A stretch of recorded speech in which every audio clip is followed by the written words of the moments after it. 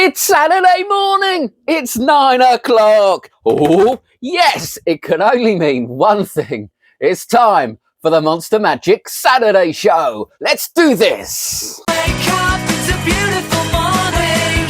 Feel the sun shining for your eyes. Woo-hoo! Good morning. I hope you are still tucked warmly under your duvets because the weather has changed and it's a bit nippy out there, isn't it? Yes, tuck yourself up with a warm mug of tea and toasted crumpet. That's what I say. Can't beat a bit of crumpet in bed. Tea, crumpet and magic reviews. What could be a better start to the weekend? But before I get cracking on all of the wonderful reviews to come, I just want to talk about something I started earlier this week called Fight Fast Magic. And it's your chance to get 10% off all of the latest releases. Magic is now much more of a business than it ever was when I started back in the 1980s. Yes, can you believe it? The 1900s. Now you have this thing, what I call fast magic, where the big producers, the big wholesalers are knocking out and producing and releasing and bombarding us with new tricks constantly, sometimes dozens of tricks a week. Obviously, their reasoning is that they're filling the need for the consumer to buy new magic. But it's a need that they fabricated themselves in order to maximize their profits. Today, a trick really has about a selling cycle of about a week. If it's anything after a week, no one is interested in that trick. And that even goes for the big releases that are hyped. And the reason they're hyped is because you need to sell them very, very quickly. Often that's the point of pre-sale. They're sold even before they've hit the shops, because they know the next thing's going to be coming out and people are going to move on. They've got to sell them in just a few days. And that is where you get the flash trailers, where you get the hype, where you get the heavy marketing. And that creates in all of us this fear of missing out, this need to have it. And I think that is just really, really bad for our mental health. So with Fight Fast Magic, you can now buy all of the latest releases for 10% off if you're willing to wait 10 days for it to arrive. So that means you don't have to worry about missing out on the big release. It's in the shop, it's wrapped up, it's got your name on it. It's not going anywhere, but you get an extra 10 days to think about whether or not it's something that you really, really want to buy. You still get the same hit of the dopamine of having bought something, and you can cancel your order at any time. If you don't cancel the order, you've just saved yourself 10% on the latest release. So I think it's just a way of slowing down, letting us think a little bit more about what we're buying and helping to level the playing field with the marketing and everything else. So that's Fight Fast Magic. Let's get on with some reviews.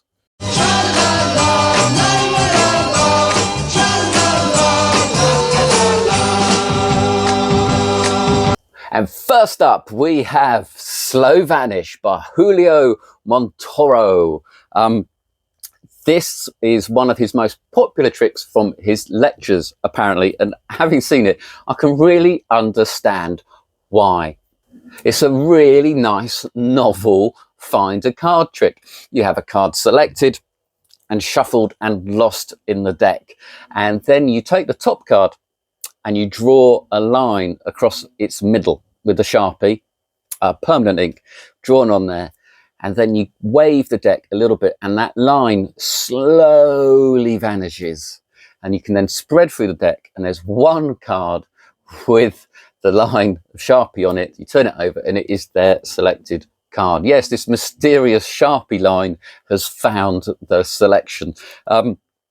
It's quirky, it's fun, it's easy to do. I really am surprised at how much I like this. Let me show you what you get. It's all done with this little clever gimmick, which is simple and ingenious and in no way what I thought it was. And that is one of the things I really like about this. It's a trick that's got all of the power of something that you could do with a gaffed deck, but it's so quick and easy to get into. You just need to carry 2 cards around. Basically, you just need to carry the gimmick and a card that you've prepared, your selection, as it were, and you can add that to any deck, provided the back matches, at any time, and you can do slow Vanish. It is easy to do. You don't have to force a card if you don't want to, because they're about to sign it. So it is a signed selection. So it's up to you whether you do a force or not. It's not necessarily, and there's no reason to control the card either, because it's going to end up marked. It's not like you're finding it in any flashy way. You can just spread through the deck and find it, so it doesn't matter where that card gets shuffled to.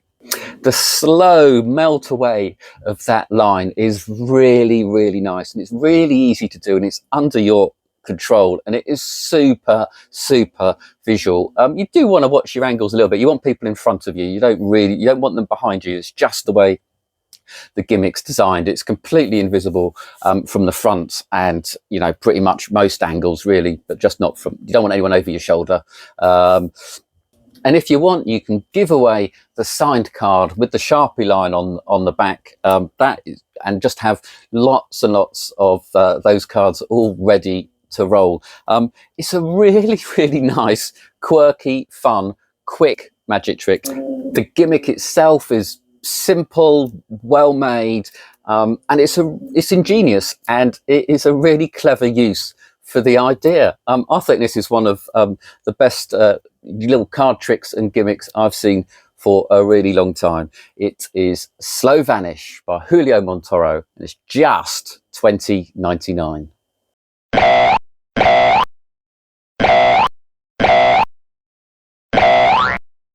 And now we've got Vanishing Sunglasses by WonderMakers. You might have seen this was briefly on my website before I took it down. It vanished from Monster Magic because I just don't like it enough to sell it. I think I'd feel really guilty if I was posting this out. The trick is that you pull some sunglasses out from your sunglasses case, you put them into a folded napkin that is held by your participant, and you then sort of clap your hands together, vanishing the sunglasses, which can then be found in your case. I mean, I can't show you the actual gimmick. You do get a pair of real sunglasses in here, and the gimmick sunglasses, and you get this case. The routine is really, really short. It's a quick fire vanish of the sunglasses. The sunglasses can't be examined. They can't see inside the case at the start either. So you have to sort of hide the inside of the glasses case when you pull out the gimmick sunglasses to start off with. You've got to hold the gimmick sunglasses pretty carefully.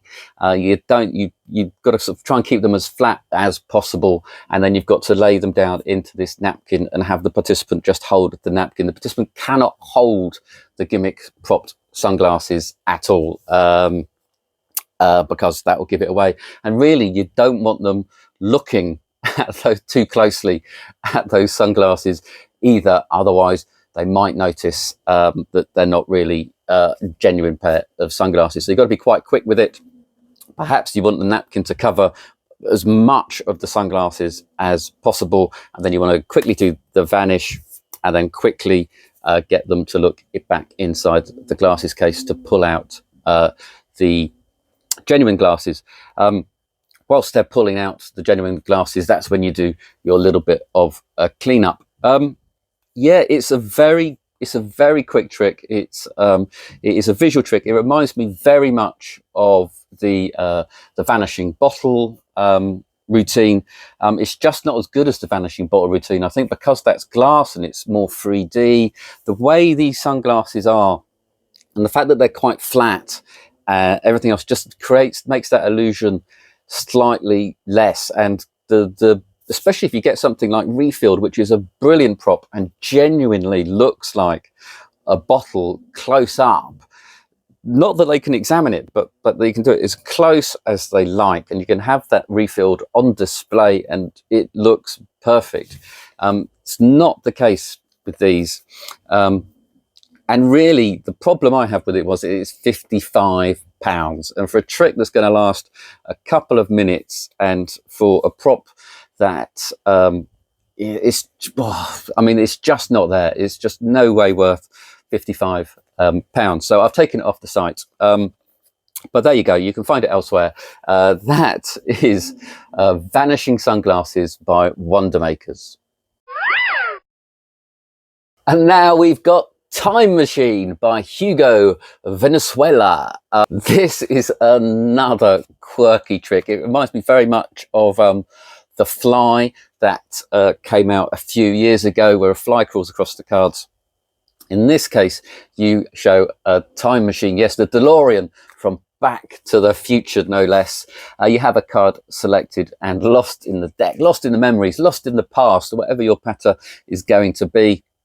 You then show the time machine, and that travels back in this ever-expanding time universe, whatever, again, whatever your patter is, to find your selection. The selection can be signed. It can be a free choice.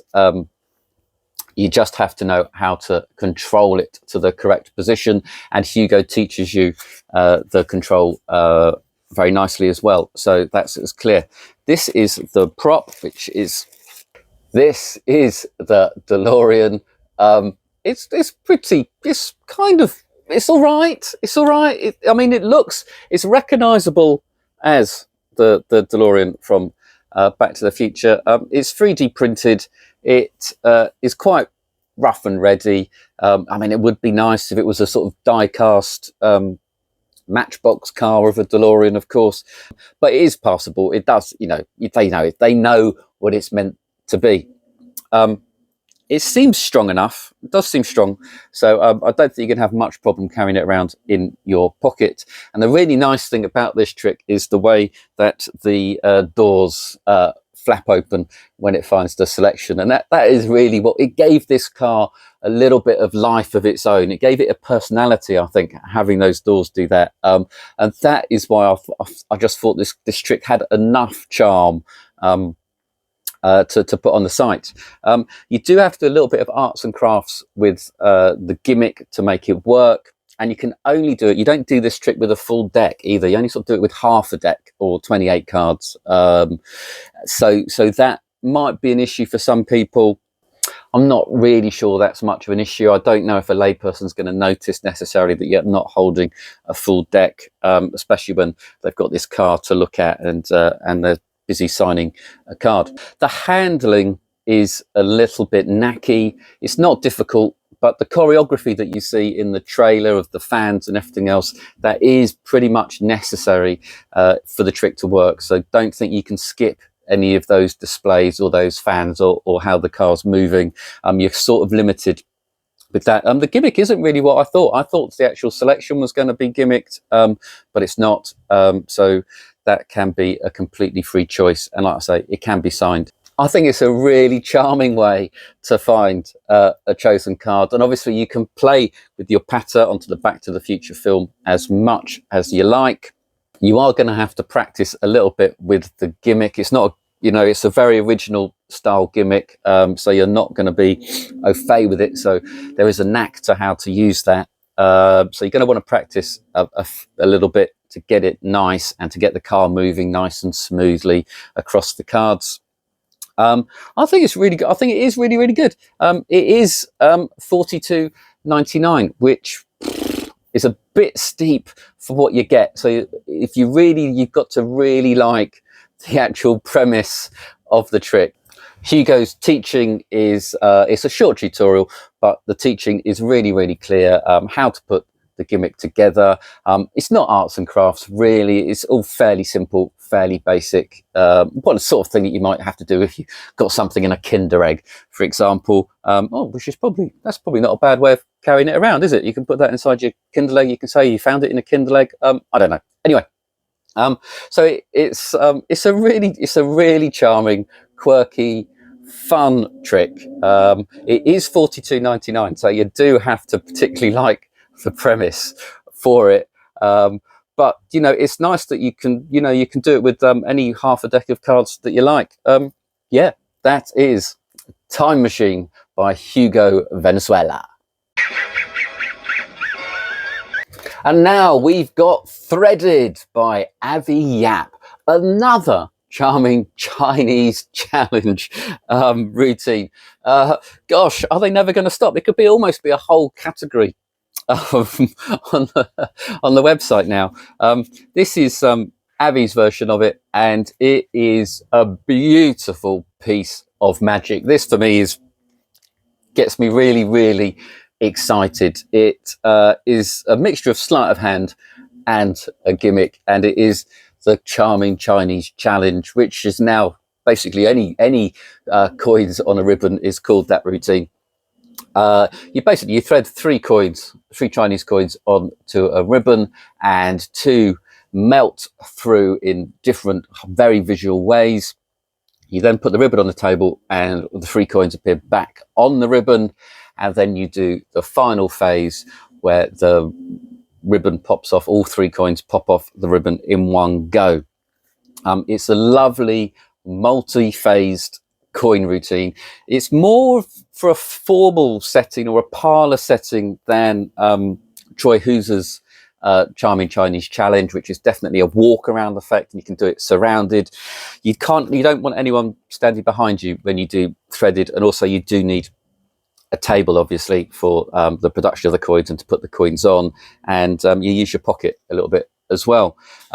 But there's some really, really beautiful visual. Every phase is a really visual way of the coins coming off the ribbon. And you place the coin in their hands. You can drop them into their hands. Obviously, the production has to happen on the table. You get two ribbons. You get a red ribbon and a blue ribbon for your choice. And they are standard ribbons. They're quite thin. I guess about 4 millimeters. And you get the coins. These coins are some of the best I've seen, actually. They're really nice Chinese style coins. And you get 3 of those. And of course, you get a gimmick in here as well. Really nice. The gimmick is perfect, and you won't have any problems with that at all. You do just have to learn the sleight of hand, and it's not difficult. Sleight of hand, mostly traditional coin moves, things like you've got the Benzeus friction palm in there, got a little bit of a finger palm that is quite knacky, so it's not the easiest thing to do. And also you've got to sort of try and control the ribbon, and there's some sort of aligning ups and lining up of the ribbon and the coins. So can't really go into too much detail without explaining all of the phases. But with the gimmick and some sleight of hand, you do get to do some miracles, and especially if you want to win a competition or anything like that, this is brilliant. It just takes hard practice, and Avi's teaching is really, really good. He goes through each phase from different angles, and he really teaches you all of the nuances and all of the subtleties for all of the sleights. So this will improve your coin magic in general as well. And there's a nice bit actually at the end. So the tutorial is split into each phase. You have each phase in depth, and then you have an overview of the phase as well. And that's done for all of the phases. And at the end, you have Avi talking about how he's routined it, why he's routined it, how he has, and it all really, really makes sense. For the coins coming off in the traditional charming Chinese challenge way are really nice, really visual, and very, very clean. And like I say, that is just really, really beautiful coin magic. The fast production of it on the ribbon, that really is probably the big change from the traditional walk around charming Chinese challenge. And that would be, for me, the reason that you would buy this would be for that quick production. Otherwise, I think you probably may as well go with the charming Chinese challenge, which is very good in your hand, in the participants' hands, style, magic, and much easier. And then you've got the final phase where all 3 coins come off the ribbon in one, which is actually my favorite phase. That fooled me big time. And that actually isn't Avi. That belongs to Tomoya Hariki, which is in Sprout Ideas for Coins. which I think is sadly not available anymore. I have been looking for it and I can't find it anywhere for sale. But if you've got it, then it's in there. And Avi only teaches that bit briefly because obviously it's not his to teach. He just gives a sort of a quick overview of it, but enough for you to be able to do it. And actually, if you learn that, you can add that to your standard Charming Chinese Challenge routine if you want to. I think it is a lovely, lovely coin set. The gimmick is very well made. The teaching is brilliant, and because the sleights you're doing aren't particularly hard, it's just nice fun thing to practice and learn and to get really, really smooth and to take on board all of the hints and tips that Avi gives you throughout. For me personally, it's not going to replace Troy Hooser's Charming Chinese Challenge, just because that is more versatile for the situations that I can do it in.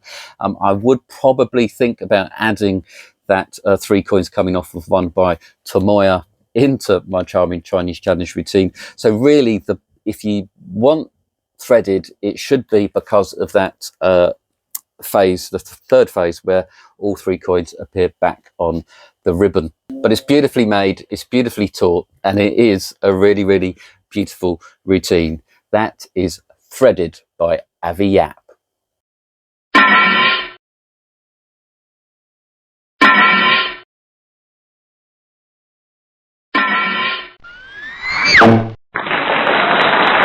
And now we've got Moonbox by Conan Liu and Royce Luo, or TCC.